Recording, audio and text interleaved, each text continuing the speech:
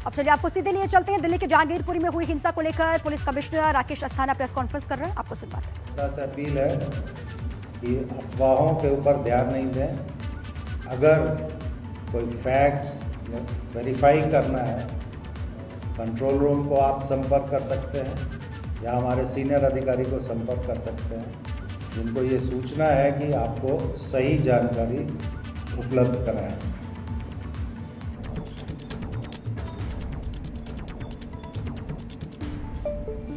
दूसरी बात मैं ये कहना चाहूँगा कि इस इन्वेस्टिगेशन के साथ साथ पुलिस ने पीस कमेटीज़ या अमन कमेटियाँ कहते हैं, उनकी भी मीटिंग्स की हैं और कोशिश हम लोग ये भी कर रहे हैं कि जो चंद खुराफाती लोग हैं उनकी वजह से आम नागरिक को मुश्किल नहीं हो, पीस कमेटी के माध्यम से भी शहर में खास करके सेंसिटिव एरियाज़ में शांति स्थापित करने का पूरा प्रयास पुलिस की तरफ से किया जा रहा है। पहले भी पीस कमेटी की मीटिंग्स हुई है, ये इंसिडेंट हुआ उसके पहले भी और अभी भी होती रहेंगी, क्योंकि हमें ये मालूम है कि इस तरह के इंसिडेंट्स में जो शरारती तत्व हैं वही भाग ज़्यादा लेते हैं। आम पब्लिक जो है उसका कोई इंटरेस्ट ऐसे इंसिडेंट्स में नहीं होता है। तो हर एक कम्युनिटी के लीडर्स को संगठित करके डिफरेंट एरियाज़ में ये पीस कमेटी की मीटिंग्स भी हम लोग कर रहे हैं, ताकि जल्दी से जल्दी नॉर्मलाइज हो सिचुएशन। CAPF के एडिशनल फोर्सेस मांग के हमने डिप्लॉय किए हैं।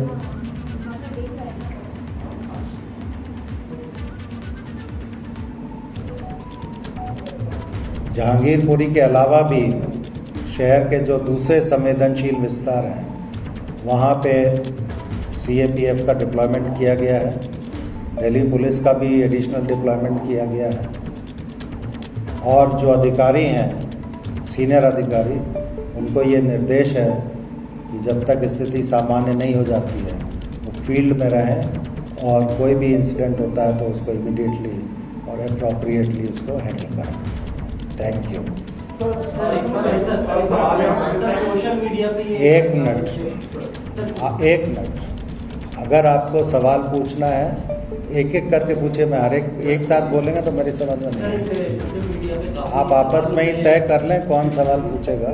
सोशल मीडिया पे काफी सवाल उठ रहे हैं कि दिल्ली पुलिस एक तरफा कार्रवाई कर रही है, जो मुस्लिम समुदाय के लोग हैं उन्हीं को अरेस्ट कर रही है, जबकि हिंसा में दोनों पक्ष की इन्वॉल्वमेंट सामने आ रही है।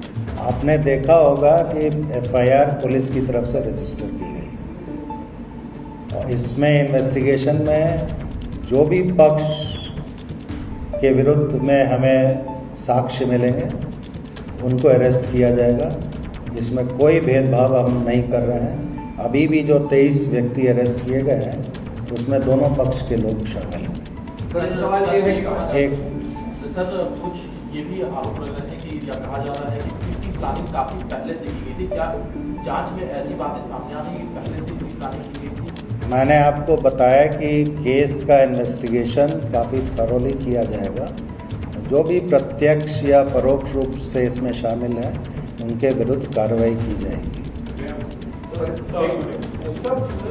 इसमें जो आयोजक हैं उनके खिलाफ कोई कार्रवाई की बात हो रही है क्या? क्योंकि ऐसी बातें आ रही है कि कुछ लोग मस्जिद में जिन्होंने पूछने की कोशिश की उसके बाद ये पूरा मामला मिला। अभी ये इन्वेस्टिगेशन का विषय है। मैं बहुत क्लियरली आपको बोल रहा हूँ, इन्वेस्टिगेशन में जिसके खिलाफ एविडेंस मिलेगा उसके खिलाफ कार्रवाई की जाएगी, irrespective of class, creed, community, religion. Sir, one point.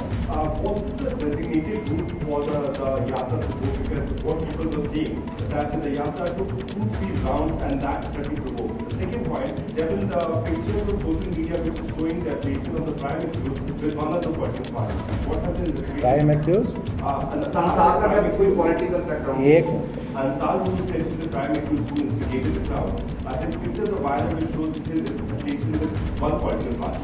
So, as an investigation services so far, and was it a designated route, and why these people were allowed to go on the route twice?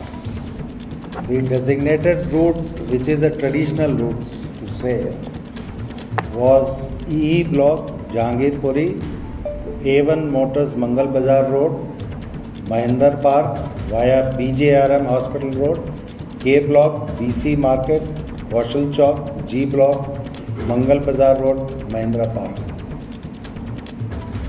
Prior to this procession, 2 processions who had been given the permission had completed the procession peacefully.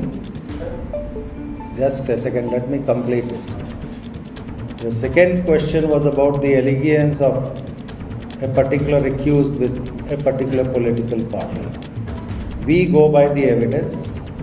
We will take appropriate and effective legal action against anyone who is found involved in the incident. And our investigation is subject to the scrutiny of the court. So there is no discrimination. Sir, do you see any pattern among the forensic? Was there any anticipation of this kind of action? Because intelligence branch, like the intelligence branch, had also given some verbal communication about this kind of. Now this Ramnavami, the processions took place. Hanuman Jayanti processions are being taken now. In different parts of the country, everybody knows some part it is peaceful, some part there were some problems. So definitely we were also careful and we were prepared to handle the situation. And as you have seen, the situation was brought under control within an hour's time, and we have taken effective action against the culprits. Sir forensic की team इतनी देर से क्यों पहुंची, ये सवाल उठता है 2 दिन बाद। पहुंची तो है ना, उसकी बात करो। सर एक सवाल ये है कि फॉरेंसिक एग्जामिनेशन करने के लिए टीम एक जामा मस्जिद में पहुंची, और ऐसा भी कहा जा रहा था फर्स्ट डे से कि जामा मस्जिद के में झंडा लगाने को लेकर ये विवाद शुरू हुआ था। तो क्या ये बात में तथ्य नहीं है, झंडे की बात नहीं है। झगड़ा छोटी सी बात पे अल्टरकेशन शुरू हुआ था, वो फिर इसने ये स्वरूप ले लिया। जो लोग ये कह रहे हैं कि झंडा लगाने की कोशिश की थी, तो ऐसी बात में तथ्य नहीं है। एक